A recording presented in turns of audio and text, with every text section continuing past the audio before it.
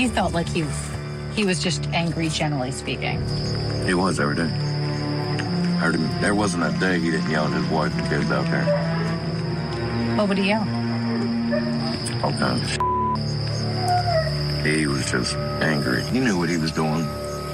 He planned it. It was premeditated. He shouldn't have a bomb. He should never see daylight again, ever in his life. And I think they should execute him the same way the same way he did his sons is the way he needs to go out. And they may. He is facing the death penalty. That was Chad Doerman's former neighbor. Doerman is charged with one of the most horrendous crimes that we've really covered here at Court TV. The alleged planned execution-style murder of his 3 sons, ages 3, 4, and 7 years old. Let's take a look at some of the body cam footage from when Doerman was arrested by police. It may be hard to fathom because he's so calm. But the video that we are about to show you is from just moments after the alleged murder spree. What are you doing, man? Hey, are you copying all this? Can I roll over? I ain't gonna hurt you. I ain't gonna hurt nobody. You got anything on you? No, I ain't got nothing, man. Phone, that's it. I ain't mad. I ain't nothing. Just make sure that dog don't come out. I don't think he'll bite you. Just don't reach for him and try to grab him and pet him. All right. He won't bite you. What's going on, man? Nothing. Can I stand up? It's kind of uncomfortable. I'm gonna get you here in a second. I ain't running away. You can do whatever you want. Doerman was in court today for a motions hearing ahead of his trial, which is set to begin July of next year. And it's important to note, he is facing the death penalty, which has become a rather complicated issue in Ohio. Scripps News Cincinnati breaks it down for us. Death penalty cases are different than any other case that you will find in Ohio. Now, it starts normal enough with a jury trial. If you are convicted there, that's where it begins to be unique, because then the jury is asked whether you deserve the death penalty or not. If they say yes, a judge still has to sign off on it. If he says no, you get life in prison instead. But in today's system, even if you get through all of this, it's not clear whether you'd actually be executed at the end of it.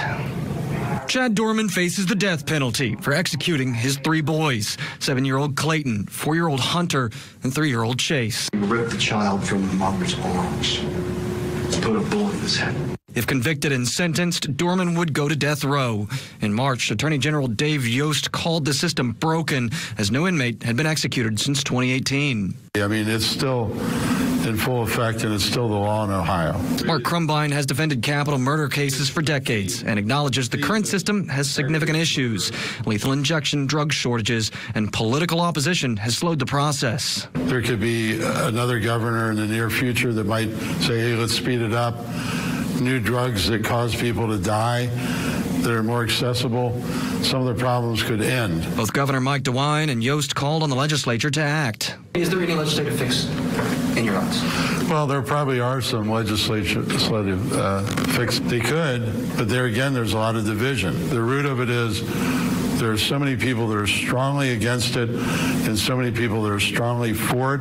When asked about the delay of executions in Ohio, Tekulve promised to forge ahead. Let the facts speak for themselves. He slaughtered his 3 children in the most brutal fashion you can imagine. Now, I've reached out to both the AG's and the governor's office to see if they have a comment. Yost was not available. DeWine's office did not respond. Sean Delancey, WCPO 9 News. And as we look ahead, Chad Doerman's capital murder trial is set to begin on July 8th of next year.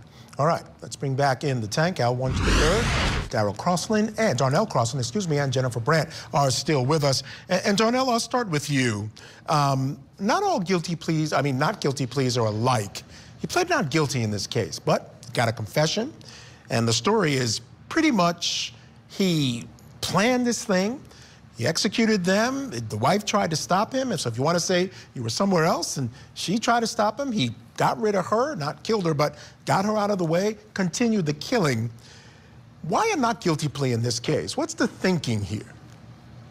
Yeah, so not guilty plea is pro forma. So you're always going to plead not guilty because you can't work it all out in the first moment. So you plead pro forma, not guilty, and then your lawyers could either do a change of plea to guilty by reason of a mental insanity if that bears out, or whatever other reasons come out. Also, it gives you a chance to look at the discovery and not have a sentencing. Once you plead guilty, you're staring down the barrel of a sentencing. But you plead not guilty, and you can work things out. You can see if you can get it down to manslaughter. You can negotiate the pleas. A lot of things there. But in terms of the jury here, most places have to have what they call a death penalty certified jury, which means if the juries can't come back with a death verdict, they can't be on the veneer person cannot be on the jury. So if they're death certified, then they go to the second step, and the judge has to find that it's in best, it's in the court's best interest to certify or to grant the death. So there's different layers to it.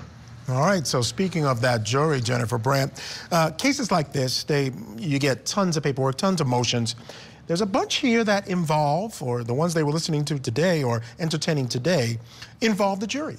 One of them, they want the jury pool, this is the defense now, Jennifer, to include convicted felons who have served their sentences. That's a new one on me. Maybe they think they can curry some favor there. I don't know, but what are your thoughts?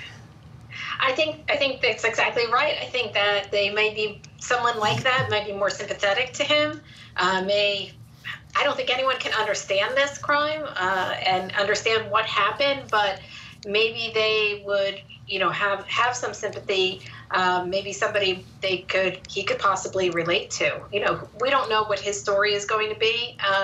He did plead not guilty, so there's some kind of defense that he's going to put up, and we don't know what that might be, but I guess he's looking for people that will be more sympathetic, because most people would not in this situation be very sympathetic for him. Going to be hard-pressed to find someone to be sympathetic to him. Al, what's interesting is there's been this trend in the defense bar to really start taking control of language in court. One of the motions in this case says they want to prohibit the court or anyone involved in the case from using the phrase guilty phase or guilt phase. We hear that all the time in these types of cases. You get the guilt phase, the punishment phase. They feel that's just too suggestive. I think it's an interesting argument. Well, that is an interesting argument. I mean, it's certainly a better argument than trying to get like Holocaust perpetrators on your jury. I mean, how absurd is that? How do you have somebody on the jury that has been convicted of a crime and that served their sentence? I don't even think they're allowed to be on jury duty, let alone sitting in a jury panel.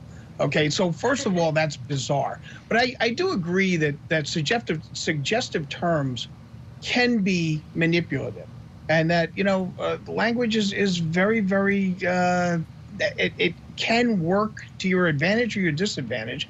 I don't necessarily have a problem with that. I don't think that that's a terrible thing. But convicted felons that have served their term on my jury, as I said, I mean, why don't we just put Holocaust perpetrators and let's go with dictators that got away with it, and those are the guys that we would want to have on the jury, and then there'll never be a guilty conviction. Darnell, convicted felons, they're people too. Should they not have the right to serve on a jury? Yeah, absolutely. I think so. I'm very much into the whole second chance and criminal justice reform. A lot of states are now giving you automatic exoneration upon your plea. In Connecticut, we hand you a pamphlet right there as you plead, and 5 years from a felony and 3 years from a misdemeanor after your probation is over, you can be restored. And even in New York, they give you what they call a relief from civil disability. Right. So yes, we can't be hypocrites. If people have served their time, they should be able to come back and matriculate into society. And by the way, it's guilt or innocence phase, and then it's the punishment phase. So they're bifurcated. So it depends on what state you're in. You shouldn't have a problem. They say guilt or innocence stage is one part, and then punishment is another part. And they tell the juries you should not be concerned about punishment. Only render your verdict here. And the court normally deals with sentencing. All right, fair enough. And I can tell you, if you let the convicted felons into that jury room, it should make for some interesting deliberations. All right, stand by, guys. Time for a break.